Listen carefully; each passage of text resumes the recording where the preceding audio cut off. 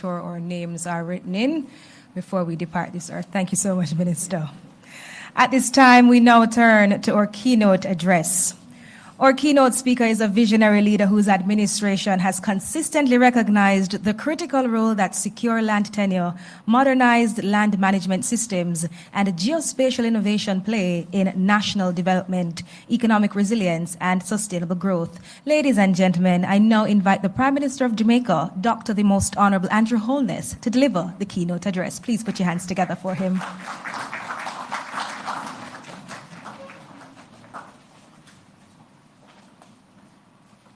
Thank you, Talia. Please. Ministers Montague and Johnson-Smith, permanent secretaries, the Korean delegation, excellencies of the diplomatic corps who may be here with us. There are many Jamaicans alive today who have worked the same piece of land, some for more than 50 years, built a home on the land, farmed the land, raised family on the land, and who still cannot provide proof on paper that the land belongs to them. That gap between possession and title is not a bureaucratic inconvenience only. It is a barrier to finance, security, to inheritance, and to the formal economy.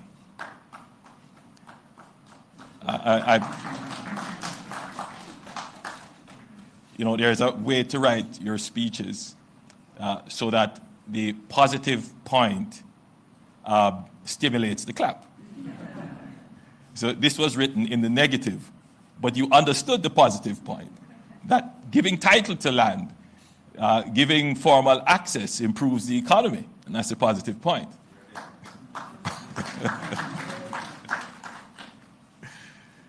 Land Administration Capacity Enhancement Project is about to change that.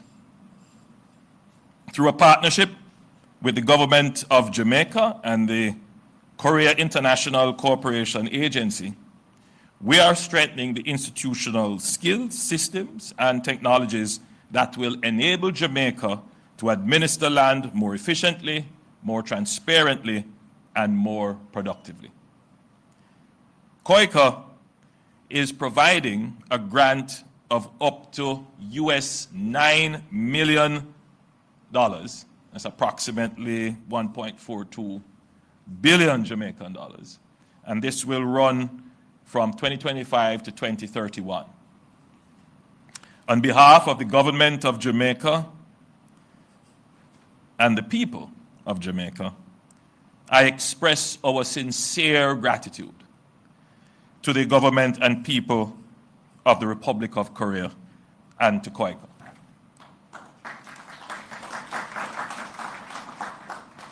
Korea's development record speaks for itself.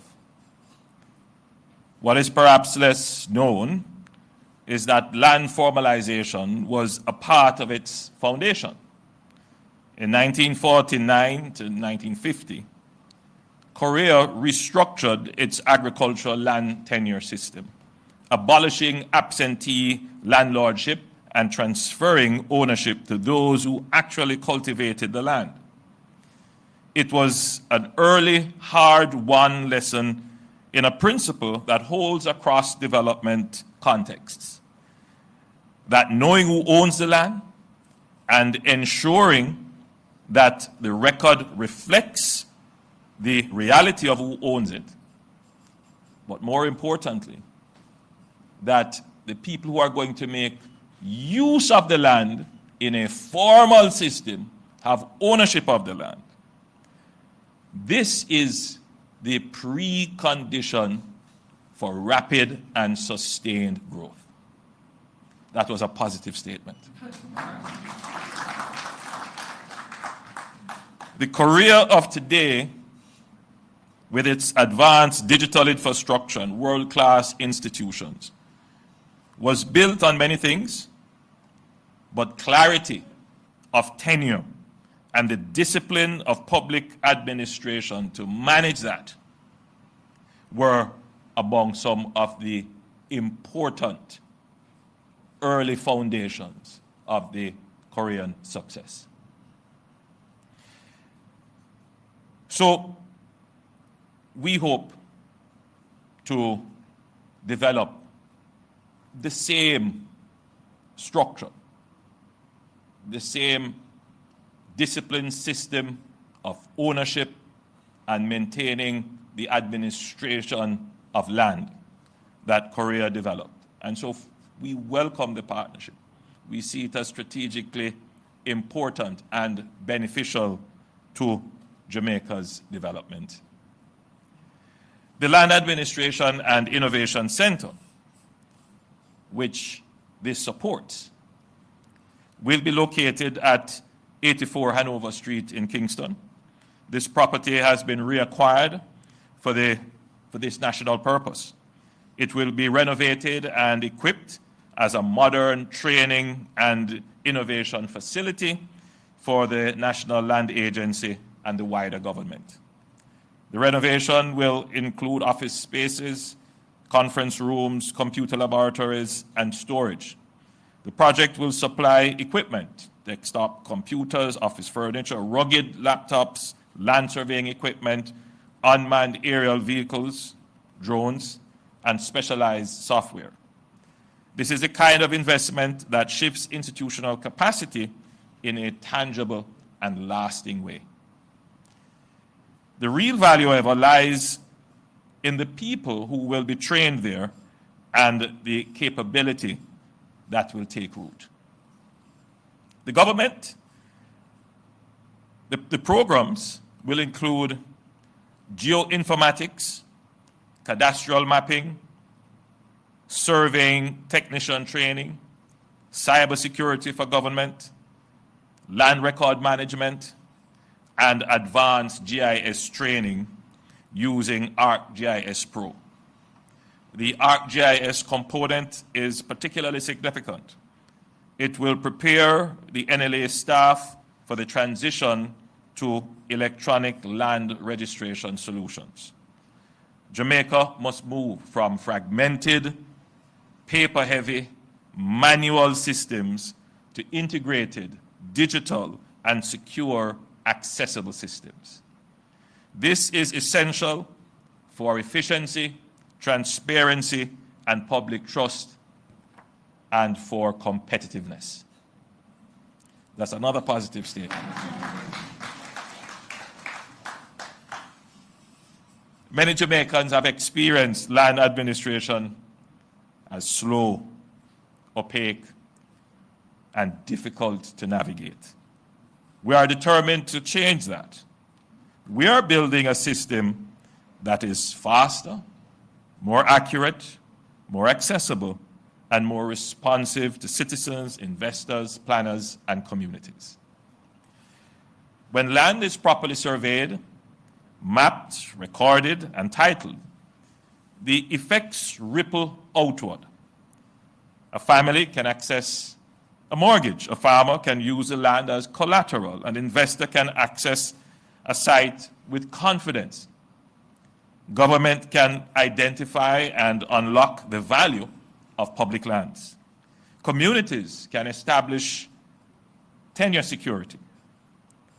But importantly, disputes decline, which helps quite a bit with the reduction in domestic violence, which is now featuring as a significant component of overall violent crimes in the country as we reduce our murder rate. But infrastructure planning is also improved.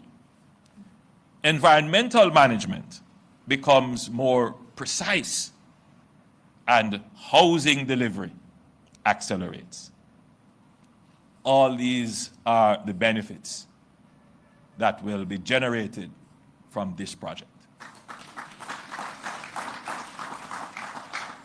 So a land title is more than a document. It is a platform for opportunity. And this project is about building that platform at scale. Across the world, public administration is being transformed by data, digital platforms, geospatial intelligence, automation, cybersecurity, and artificial intelligence. Jamaica must keep pace. We need public officers who are not merely users of imported systems, but skilled professionals capable of managing, adapting, protecting, improving, and eventually creating our own indigenous digital systems. And that is why the capacity building component matters. The project includes expert deployment, training, invitational programs in Korea, in-community technical instruction, and support for student surveyors to become commissioned land surveyors. Commissioned surveyors will guide and supervise practical training. This addresses one of the sector's most pressing constraints. We need a deeper pool of trained professionals. Technology alone does not transform institutions. People do. When people have knowledge, discipline, systems, and leadership to use technology effectively, institutions change, and they change rapidly.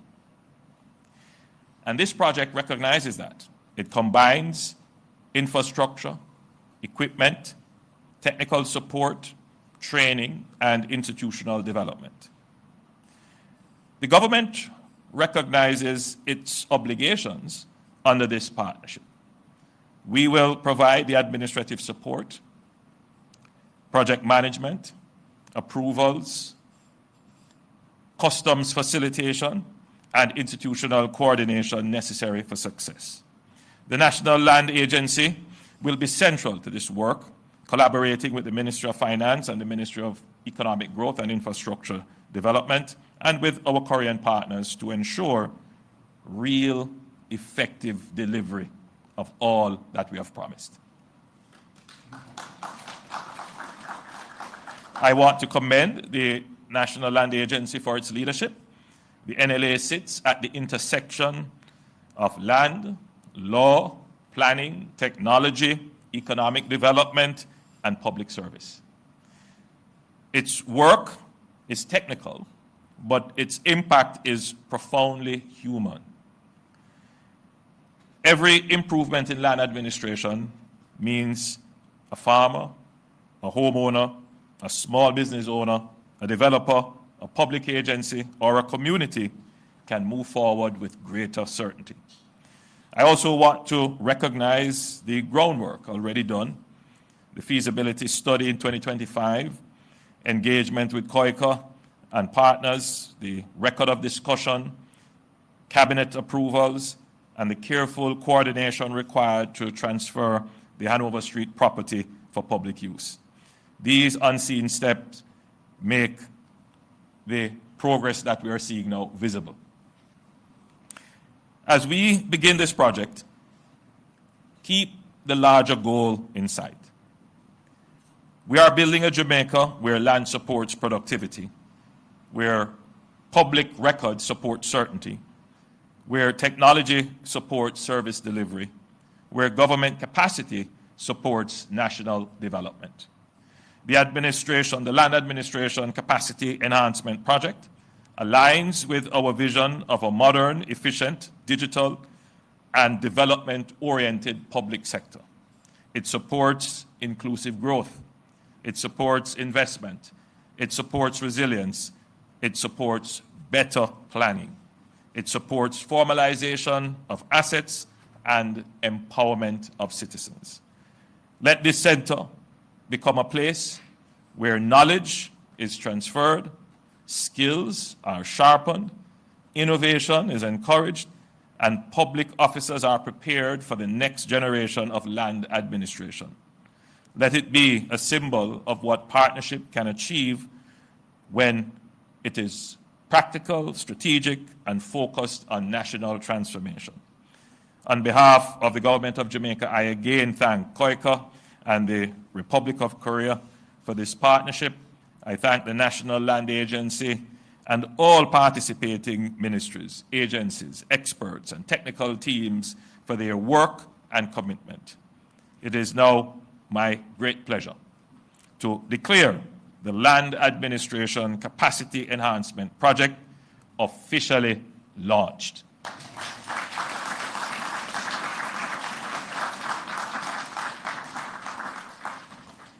And at the same time, I take this opportunity, since I have the rapt attention of this audience and those listening to this broadcast, to appeal to all Jamaicans. We are entering into a new phase of our development. We have, over the last decade and a half, greatly sacrificed to achieve fiscal stability.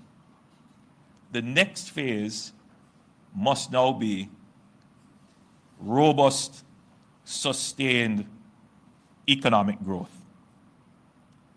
And as I said earlier in my presentation, one of the important pillars of the economic growth which we seek is proper land administration.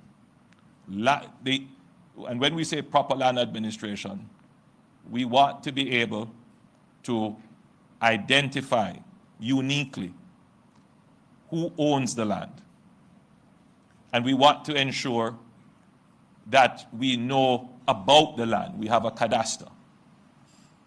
We want to ensure that people who want to use the land for productive purposes can get access to use the land for productive purposes.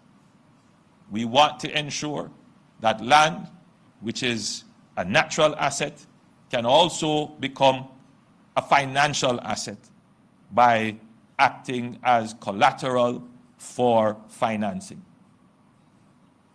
We want to ensure that we can make proper decisions about the land, the environmental features, the geospatial features.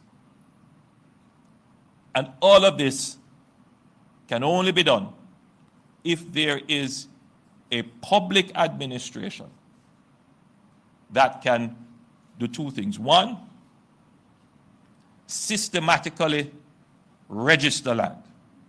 And a few years ago, this administration went through the process of putting in the legal basis for systematic land registration. This was done also with the support of our Korean partners. The NHD provided financing to support the process, and it is done by the government declaring certain areas and putting in place all the requirements to have land properly registered, including dispute resolution mechanisms. And that has gone well. The objective was to do about 20,000 titles under this. We are heading there. We are almost there. But the traditional, conventional process of ad hoc, as the minister pointed out, are voluntary, where the average person who has a piece of land but has no title can come into the NLA, bring all the documents that you have for the land, and apply for a title. That has not moved as quickly as the systematic land registration. In fact, my estimate is that in the last 5 years, we would have registered more titles under the systematic registration, maybe 3 times as many titles under the systematic registration than under the ad hoc voluntary system. So I want to appeal today to Jamaicans. Go and register the land that you are on. Go to the NLA's office. They're not quite ready yet. And I see Cherise, the CEO, smiling and saying, why is the Prime Minister setting me up like this? However, what I do know about bureaucracies, you have to challenge them. If you leave bureaucracies in their comfort zone, nothing gets done. So I'm encouraging Jamaicans to take careful assessment of your land. Instructive in this presentation, which I'm certain that it will be glossed over or probably missed, that an important part of South Korea's development strategy was to abandon this notion of the absentee landlord. At our stage in development, Jamaica must protect absolutely property rights, absolutely. But if we are to develop, we cannot have land idle only for rent or for capital gains. That's not realized economic benefit. Minister understands what I'm saying. We have to realize the economic benefit of the land, and you only realize it when you're reaping from it. You have a factory on it. You have developed housing on it. Or you have protected it for an environmental asset. So what we want to do, and it's our stated policy, is to accelerate the utilization of all our assets in Jamaica. We have too many assets that are underutilized. And one of the main assets for us is our land, and before we can actually utilize the land fairly, transparently, and strategically, we need to know about the land. We need to have a register of it. We need to have all parcels of land titled. Titling the land, establishing ownership, also reduces the issue of domestic violence. I call it domestic violence, but it's interfamily violence. In Jamaica, I think people understand when I say quarrel over deadlift. So many things today tied up in what we're doing here, and I hope that I've been able to explain to the public why this is a major step. What we will accomplish here from this is the augmentation of the systematic land titling and give more capacity to the ad hoc or voluntary land titling process by increasing the capabilities of the NLA, by training the persons who can do the survey, by integrating technology to give greater efficiency, and by looking at the systems and making sure that they are all integrated. And that will build capacity, give us more horsepower to be able to increase at scale the registration. It is not impossible for Jamaica within the next decade or two to have every single parcel of land titled. And once you start to have titles and you know about every square inch of land, then we can have a proper system of addresses, which we now don't have. It becomes easier to sell and transfer land. We have a better system of estimating the value of land, and your land market, which supports your housing, construction, agriculture, becomes more efficient. These are the things that governments do, that people who write their name in the poll book